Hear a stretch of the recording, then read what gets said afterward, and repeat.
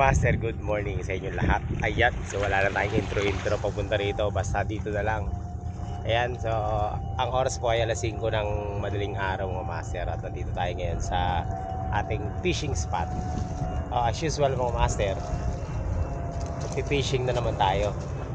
So itutuloy ko yung practice ko dito sa bait cast natin. Pinalitan ko na siya ng line. So 10 pounder na yung line natin, 10 pounds yung line, braided line. So yan, so hoping to catch some fish. Kaso lang ito napakaaga pa, medyo mahangin na. So yan, mag-aayos muna ako, no. Kasi set up na natin yung yung rod natin. Ito pa rin yung gagamitin kong rod, yung pa rin, yung 8 feet pa rin. Pero mamaya meron akong i-review na isang reel. Titingnan ko kung magagawa ko Pero dala-dala ko na siya. So depende sa mood natin mamaya kung matutuloy yung review natin. Field test pa sa isang reel natin na dala-dala. So i-set up ko muna itong rod natin para mamaya dire-diretso na tayo, no? Ayan. Gusto ko kasi masanay dito sa 8 feet na ultralight. Kasi okay na ako dun sa 6 feet Ito na lang 8 feet. Tingin ko look promising tong 8 feet na to. Kaso nga lang mga master, hindi ko pa talaga kabisado kung paano yung diba? Kasi nasanay na ako sa maiksi, no? Parang napaka-handy sa akin ng maiksi. So ito, tetestingin natin ngayon kung ano mangyayari sa braided line natin. So doon tayo mag-umpisa sa dulo, mag-fishing. Ayan. Hanap ko yung ko. So loaded tayo ng 10 pounds na line, braided line, tapos 20 pounds yung natin, yung tawag na to. 20 pounds ang ating leader line. Ayan, ganun pa rin ang diskarte natin ngayon mga master, no? Pa rin ako, casting pa rin. At syempre gagamit tayo ng jig. Favorite natin gamitin jig. Pero may dala akong minnow, testingin ko rin mamaya yung minnow. Ayan, nag-isip ako mag-bait and weight sana, kaso lang bibili pa ng hipon. Wala akong makitang bilihan ng dito. Okay, tsaga-tsaga na lang tayo dito sa casting.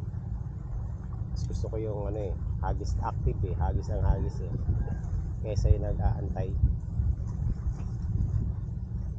Kaya update ko na lang kayo mamaya mga master. Tapusin ko lang itong setup. Ayan mga master, nandito na naman tayo sa ating spot. At pupunta ako dun sa dulo. Mayroon ng isang angler doon nag-aaral ako kanina. Ay, shoutout sa kanya, lagi raw siya nanonood sa vlog natin. Ayan, doon siya sa dulo. So, may problema ako dito sa sa rod ko. Parang lumapit yung casting distance ko, nagbago nung pinalitan ko ng braided line. Hindi ko lang alam kung tama yung timpla ko, pero hindi naman siya nagbubuhol. So tingin ko kulang pa sa yung niya, yung brake niya, no, yung secondary brake niya baka masyado mahigpit. So babaguhin ko mamaya. Ayan, so pupunta muna tayo sa dulo. Sana makachamba tayo ng ngayon. Whatever, kung ano makakatch natin, no? Master, pupunta tayo sa dulo. Medyo naayos ko na yung casting distance, no? Tamang adjustment lang. Ang bihira kasi itong itong tawag nito, itong bait cast, meron pang secondary brake so kinailangan ko pang ilagay sa kalahati yung secondary brake niya sa loob. Centrifugal brake ang tawag dun. Nandito yun sa pagitan nitong nasa loob nito. So 1 to 6 siya, lagay ko sa 3 kasi nakalagay siya sa 4 medyo masigit. Then in-adjust ko ulit. Yan, umayos na yung casting distance, pero tingin ko mayroon pang ilalayo. Medyo natatakot lang ako baka magbuhol yung line natin kasi overspool tayo masasayang yung linya ko. So punta muna tayo dun sa dulo, doon tayo magka-casting. Samahan natin yung mga angler doon. Kaso maalon eh. Ito mahirap dito kapag maalon, wala kang mahuhuli.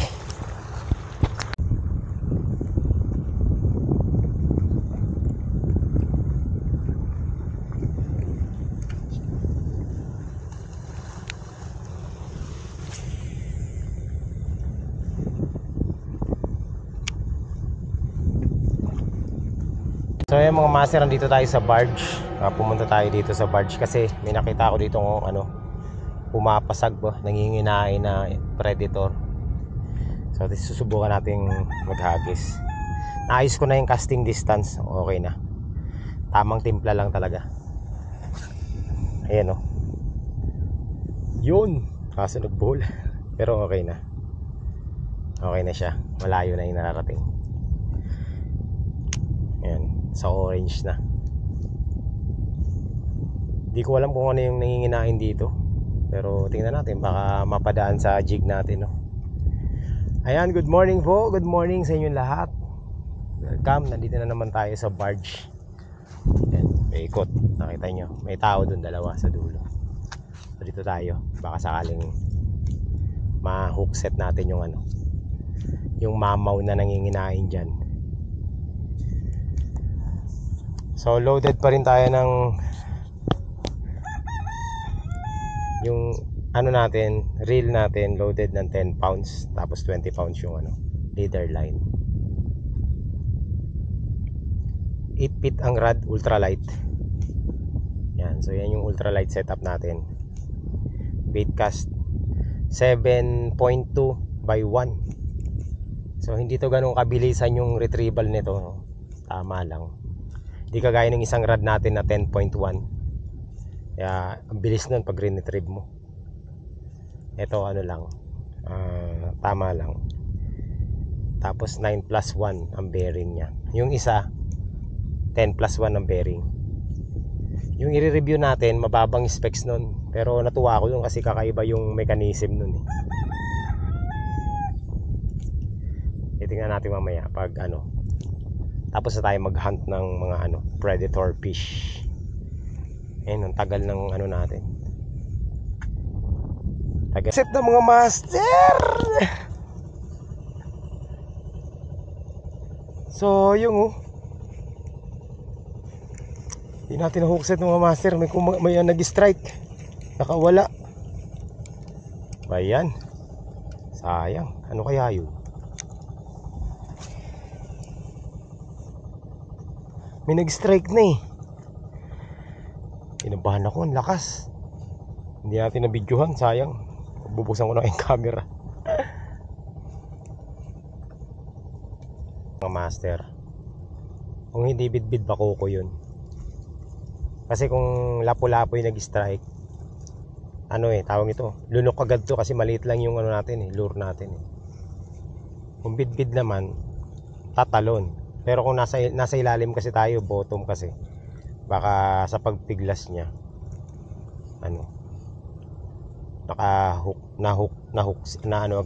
unhook agad. Tingnan natin, yun ang hahanapin natin ngayon, nasaan siya. Dito lang yan eh. Silver pala yung gamit nating lure. Yan, kasi malinaw yung tubig para kitang kita sa ilalim.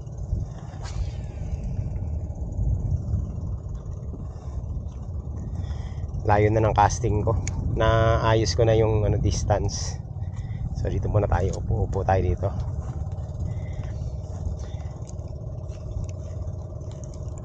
Baka madali natin yan eh. Mas malaki yung kumagat, malaglag tayo no.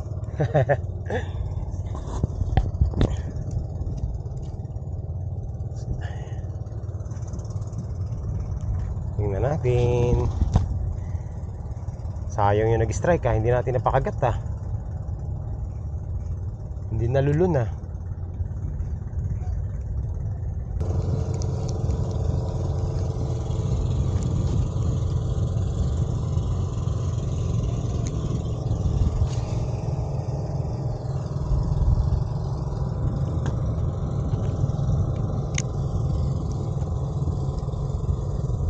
sa ilalim natin lalaruin.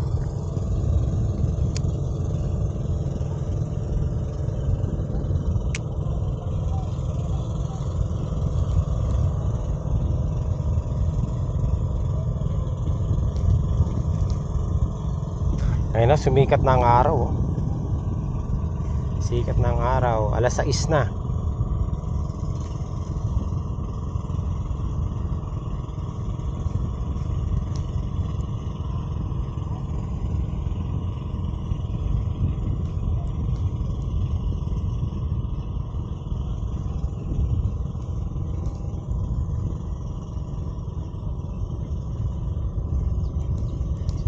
So ayan mga master, nandito pa rin tayo sa barge. At yan na, may sikat na yung araw, no? So update dito sa baitcast natin, naayos ko na ang setup nya. Ang layo na ng casting distance ko, no? Kaya okay na ako dito. Pwede nang pang hagisan ng malayuan. Ang hirap lang itimpla kasi tatlo yung titimplahin mo. Usually yung ibang baitcast kagaya nung natin baitcast isa, dalawa lang mo, ito lang tsaka itong magnetic brake, yun lang. Ito kasi tatlo, meron pang centrifugal brake na tinatawag, so linagay ko siya sa 2.5 kasi kanina nakalagay sa 4, pangit. May siya, ang tagal niyang ang tigas ng brake niya. Tapos linagay ko siya sa 3.5, ayaw pa rin, pangit pa rin yung casting distance. Nilagay ko siya 2.5, yan, umayos. So maayos na yung distance niya, sa tamang brake na lang at saka itong magnetic. Ang galing, oh, meron siyang ayan, oh, may tunog yung niya, nakakatuwa, maganda pala gamitin. Yung una na disappoint ako kasi hindi ko pa alam. Yan, ang tagal natin mag-retrieve. Kanina pa tayo nag-retrieve. Ang layo na kasi. Yan. Una natin. So, isa pa rin yung nag-strike sa atin, no? Isa pa rin yung nagparamdam. Tapos wala na, hindi na nasundan.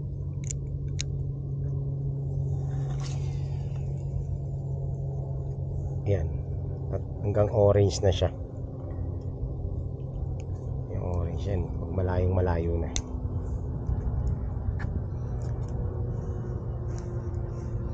Nawala yung naniniyab baka nabusog na. May nag-strike, na-unhook na naman, kainis. Na-unhook na naman. Bakit ganun? Pangalawang unhook na to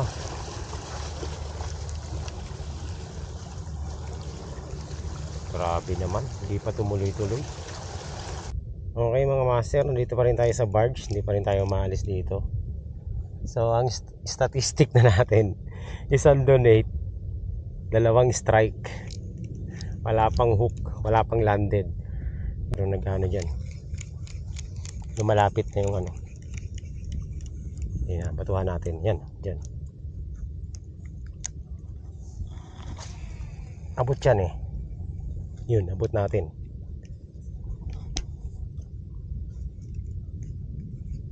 Tingnan natin kung may kakagat recording lang tayo. Sana mapansin. Silver yung gamit nating lure. Maliwanag yan sa ilalim, lalo na pag malinaw yung tubig. Sir, yan mga master, kanina pa ako nagka-cast. Nakadalawang donate na ako. Dalawa ba? Oo, dalawang donate na. Hindi ko alam kung bakit napuputol yung line. Pag hinahagis ko ng malakas, minsan pumuputok yung line. May sinasabitan yata. Tapos nagbabago yung timpla niya, no. Yung centrifugal brake niya tumataas. Kaya kanina paghagis ko, lumapit na naman, so in-adjust ko na naman siya. Siguro dahil dun sa may nagbubuhol. Hindi ko alam kung saan kung anong cause ng pagkaputol ng line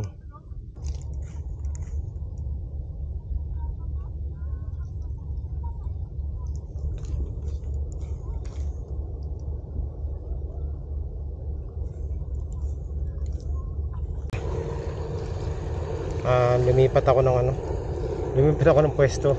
Dito tayo sa may barge na lubog. Wala nang sumunod na ay, sabit kaya tayo.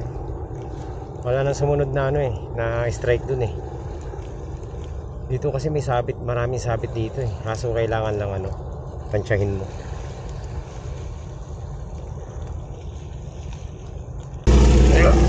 Aeroplano pantubig. Punta muna tayo sa dulo mga master. Nag-alisa na sila dun wala pasag dito. Hindi ko alam kung anong isda yun uy, yan laki. Ano yun? Gisa natin. Parang bidbid.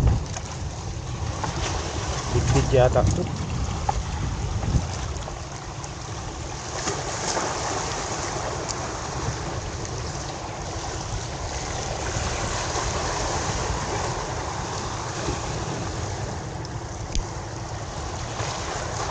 Tingnan natin, mayroon dito nagagalang bidbid. Mga master, nandito tayo ngayon sa dulo. Nandito tayo sa dulo ngayon. Nawala na yung naglalarong, hindi ko alam kung bidbid o buwan-buwan. Biglang nawala nung dumating ako. Side na to yung yung inaabangan natin. Yung malaki. Nakita ko yung palikpik niya kaso nawala. Nandito lang master, sinusundan ko kung saan nagpupunta yung isdang malaki. Dito naman siya papunta ngayon. So dito naman tayo mag-cast. Tingnan natin kung makakasalubong niya yung lure natin. Na napukulan ko na yung buong palibot na to Wala man lang strike. Yan, sobrang kalmado ng tubig dito sa kabila So hindi pa nasusundan yung strike natin simula kanina. Coast Guard, HAL number 9701, Teresa Magbanwa. Isa sa mga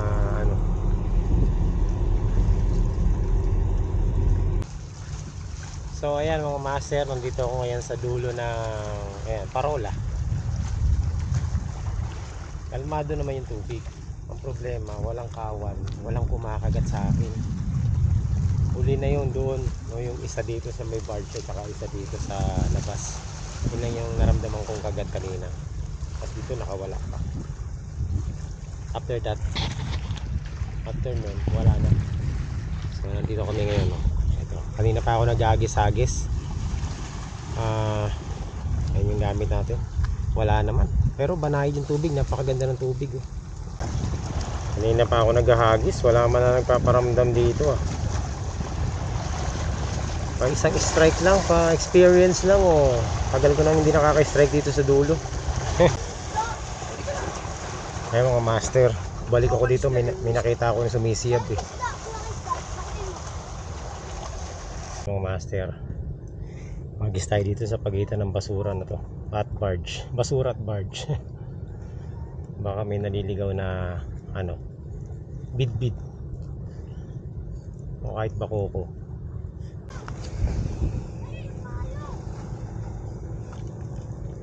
Grabe, hihiyam pa. Ano ba yan? Okay, so lilipat ako dun sa natin, final yun, laking mamali grabe yan ang mamali mga master mamali to na tayo mga master sa ating spot kung saan dito na tayo magpapalipas ng oras. Banaya dito, first cast. Saan kaya ako magkakast? Dito na lang. Yun.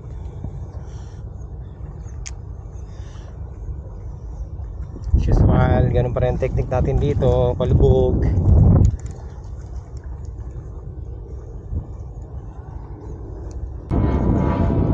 So ayan mga master, teka lang Ayan, nakikita nyo naman mga master, balot na balot ako kasi ang init dito sa spot natin So ayan, nagpi-fishing tayo at wala pa tayong nahuhuli.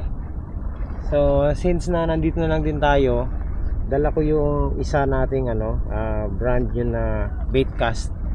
So igagawan din natin ang field test to ngayon, no? So ito nga pala ang J Barsilay. Yan. So ito yung brand niya. Ayan, nakita nyo. So bait cast to. Natuwa ako dito kasi sa bait cast na to, kakaiba yung niya, mechanism sa loob. Although hindi siya kagaya nung isa nating ginagamit. Pero ito kasi ngayon lang ako nakita ng bait cast na ganito yung itsura sa loob, no? Binuksan ko kasi ito eh. So magkaiba siya kumpara dun sa natin, sa isa natin bait cast. So i-field test natin mga master, titingnan natin kung maganda yung kanyang performance, no? Hindi naman tayo sigurado kung makakahuli tayo. Pero titingnan ko yung pagtitimpla sa kanya kung madali lang gawin or mahirap or kung ano ba yung niya. Basta tingnan natin ha. Isi-set up ko yung isa nating ultralight kasi ultralight setup tong para malaman natin, no? 6 feet ang gagamitin nating rod. Okay. So ayan, kaya unboxing muna pala natin. Ayan, paano ba to? Wala akong paglagyan ng camera eh. Teka lang ha. Okay na ba yung ganyang view? Okay, so ito na box nya. Tapos ito yung laman nya. Ayan. So ito yung mga master, yung bait cast. Linagyan ko na siya ng line. Linagyan ko na siya ng line, pero wala pang leader line. So lagyan natin siya ng leader line. Ito yung itsura nya, oh. Pero ang hirap buksan. Ito mahirap buksan yung yung ganito. Hindi ako sanay. Pakita ko sa inyo. Hindi ka guys sa iba, tawag ito, madali lang buksan. Ito ang hirap. Nahirapan ako dito buksan. Challenge ako. Yan. So, natanggal ko na. 1, 2, 4, 6, 8. Wala yung magnet. Ito yung sinasabi ko. Yung ibang bait cast, mahaba yung ganito. Sa kanya hindi, napaka-iksi lang niya. Iksi. Tingnan natin, iba yung itsura niya. Yung iba kasi mahaba, yung isa mahaba eh, hanggang dito, para sa brake. Pero ito hindi, oh. Iksi lang, di ba? Yan, kakaiba siya. Okay, so set-upan muna natin siya ng leader line, tapos gamitin na natin. Sa isa nating ultralight na ito, yung 6 feet ultralight natin. Yan, ultralight din to na 6 feet lang, yung isa 8 feet. So dito natin siya ipa-partner. Tingnan natin kung babagay siya dito. Bagay oh. Hindi magkaiba kasi ng tone ng kulay eh. Pero pwede na oh. Ayan, maliit lang, gaan. Ayan, so 6 feet to mga master. Ito madaling ihagis to kasi sana ako sa medyo nakasanay ko na. Ayan, so tingnan natin ha kung pantay. Yun.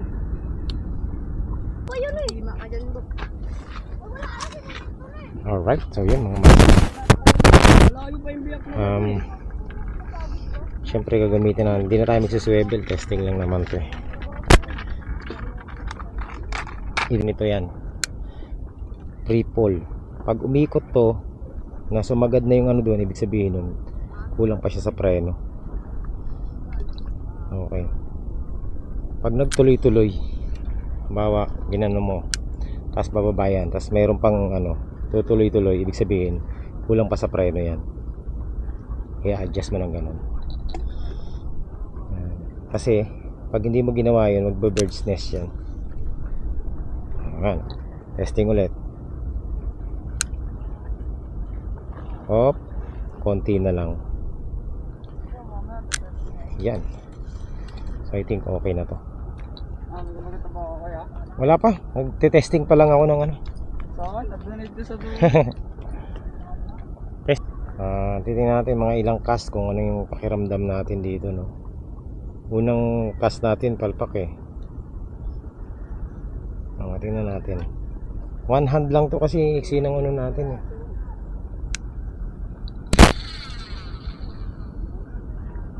Yun, may tunog palang ganun. Gaan. Ano? Ayaw na?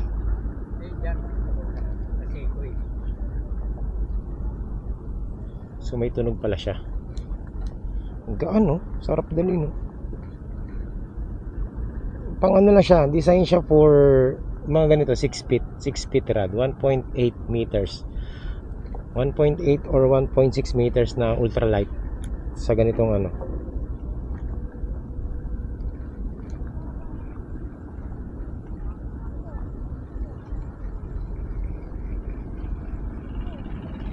Mabagal yung ano niya, yung retrieval niya kasi ano lang siya eh, 7.0 by 1. Aw! Shit, yo, nagbubuhol. Ano nangyari?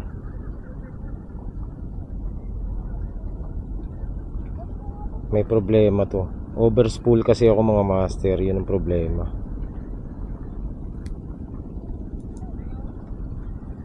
Dalawa. Overspool.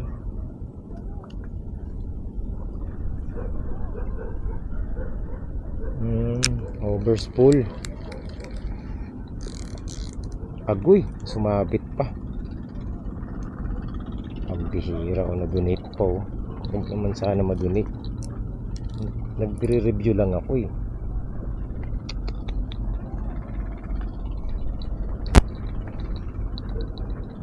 Yun, wala. Tahong.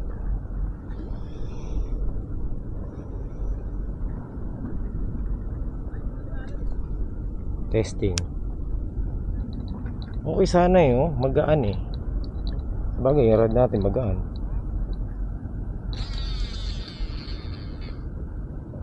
Okay, may tunog siya. May sound. Mas malakas ang sound nito kumpara nung sa ano natin, sa isa natin.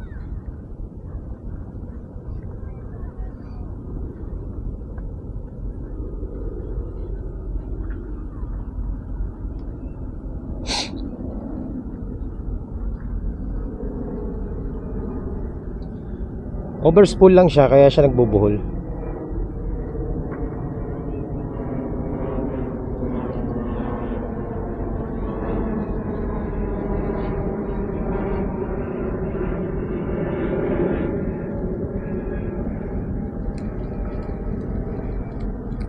Ulit.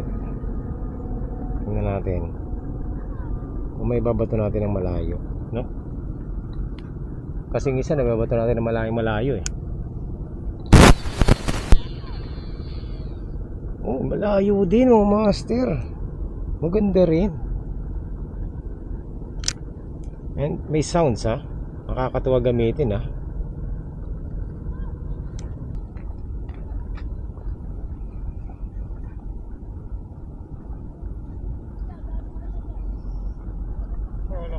Wala. Parang walang isda eh. Kanina, kinagatan ako doon 2 beses pero hindi na naulit. Saan? Doon sa may barge. Pero umaga pa yun. Kanina pa umaga? Oo. Dito, madalas dito, ano to eh, marami ito dito eh. Kaya tayo sa bitan? Oo, kaya tatansyahin mo lang talaga. Ano yun? Oops. Huli na mga master. Strike, lapu-lapu. Ay, putang ina. Plastic. Akala ko naman kung ano na. Nakita nyo yung clicking sound. Ang ganda, di ba? Yung pag naka-strike siya, magki-click siya. Malalaman mo kung ano. Para din sa ano, sa tawag nito.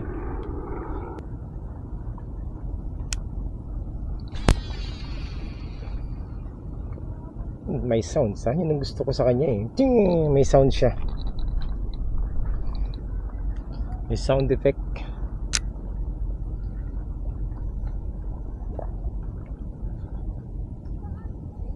Sana may mahukse tayo.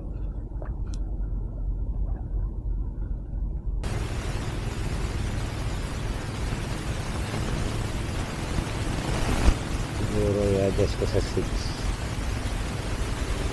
magnetic para ano. Yung pag-a-adjust kasi ng ano ng bait cast mga master, depende sa reel, no. Hahanapin mo talaga yung sweet spot niya kung saan ka makakapag-cast ng maayos. So yung isa, nung nakaraan problemado tayo dyan, pero ngayon okay na. Wala nang problema. Ito na lang isa, titimplahin natin. Yun! Nakuha ko na. Number 6 ang brake. Tapos dito na lang, ano na lang. Ano na lang dito. Baga, itimplahin mo na lang dito. Lagyan na sa number 6.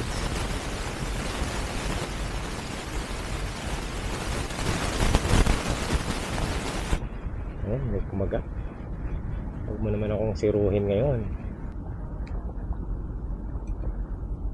Okay, so huling hagis mga master dito sa Barsilay bait cast. Ayan, smooth na siya. Smooth casting mga master. Pero kung ikukumpara natin siya dun sa isa natin, bone wash, mas ano yun, mas medyo ano, mas maganda yung isa. Ang kagandahan lang nito, ang bilis itono nito, dalawa lang kasi yung ano niya, itutono mo sa kanya. So kailangan lang, tama lang din yung line mo, tama din yung setup ng rod tsaka lure para maibato mo siya ng maayos. Pero overall mga master, pwede na to sa mga beginner na magbe-bait cast, no. Ang bearing pala nito is 5+1 ball bearing. So 5 lang. Yung gamit natin isa 9+1 yun. Mas maganda yung bearing nun. Natuwa lang kasi ako dito sa ano niya, sa shop nung ano niya, nung spool niya. Kakaiba, maiksi lang, no? Ang kulit. Ngayon lang ako nakakita ng bait cast na ganun yung shop niya. So bagong ano yun, bagong invention ba yun? Ito lang ang iingatan mo, kailangan hindi siya nakaganyan. Kasi pag nakaganyan siya, open yan. Baka pag tinapon mo, sumama yung takip. So kailangan lagi mong checkin na naka-close, nakalubog.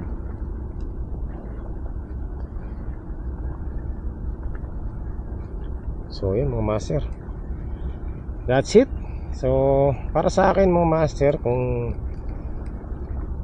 tatanungin nyo kung okay ba siya, siguro kung re-range ko ng mga 10 is the highest, 1 is the lowest, siguro nasa ano, para sa akin sa casting experience ko, nasa 6.5 casting, no.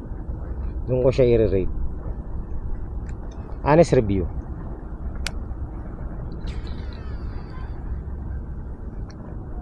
So far, itatapon ko na siya na maayos.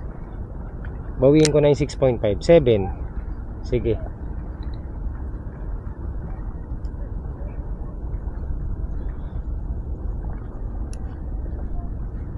So loaded pala siya ng 10 pounds na braided line. Tapos 20 pounds na leader line. At nakasaksak siya sa ultralight na 6 feet. So para sa akin yung setup na to is good na good mga master. Kung pang ano-ano lang, pang adjing lang, tsaka tamang ano lang, tamang libang-libang lang, no. Pero kung kakagatan ka siguro ng malaki nito, kakayanin naman yan, depende sa laro lang. Hindi na natin gamit yung isang rod.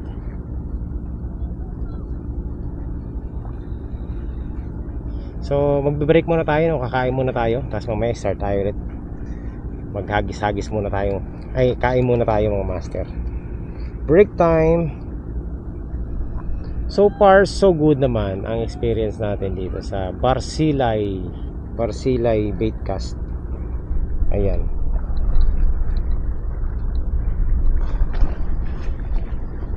Ayan, kita nyo mga master. Ganda, diba? Ganda nyo.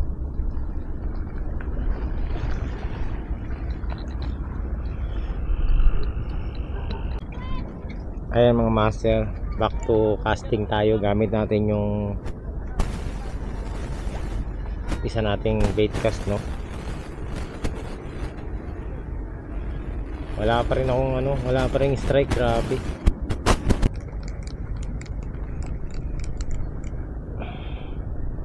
Parang nagbago yung timpla ng ano ko ah. Okay naman. Okay naman pala.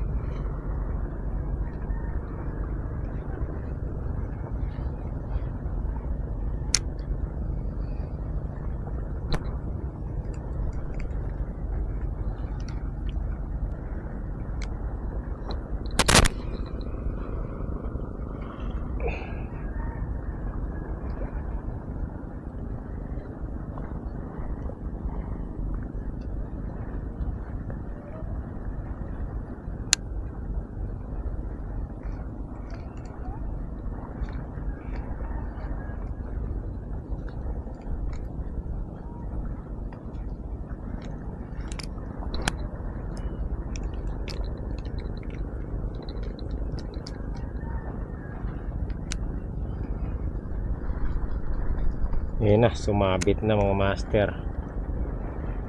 Agoy, donate na. Wala na to. Donate. Goodbye. Ay nako. Donation ng master. Grabe oh. 5 na donate nating lure ngayon.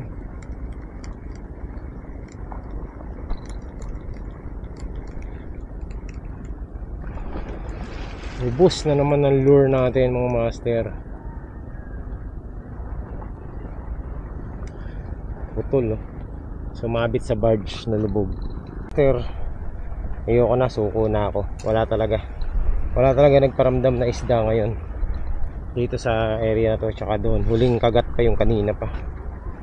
So dahil dyan tayo ano na, baklas na. Ayoko na. Bukas naman.